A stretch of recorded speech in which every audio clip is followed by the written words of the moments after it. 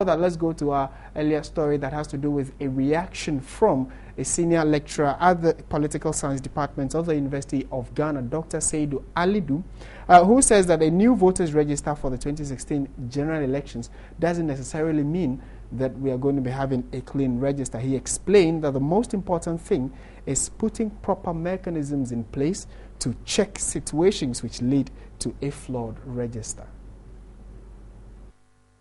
After the 5-4 Supreme Court ruling on the 2012 election petition, many individuals, civil society groups and various political parties have called for electoral reforms with particular emphasis on a new voters register. According to Dr. Alidu, the time constraint does not make it feasible for a new voters register. The time to next year's election is very limited because it will be very costly to the states to start having a new biometric register, because in the last election that we had, we used a biometric voter register, which is very expensive to do. So if you want to do a entirely new voter register going to 2016, at a time that we're facing serious economic challenges and the IMF bailout and all those things, it's going to be very difficult for the state to procure. He indicated there's another way to make the existing register good for use in the 2016 presidential and parliamentary elections.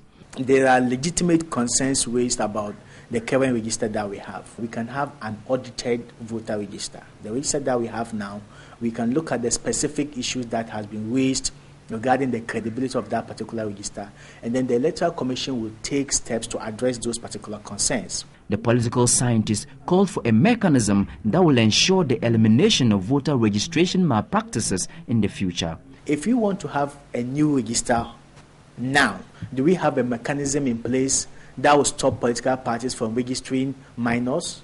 Do we have a mechanism in place that will stop political parties from registering foreign nationals? Do we have a mechanism in place that will stop political parties from allowing people to register twice or thrice? Politicians and political parties will still use those same techniques that they have used in the past.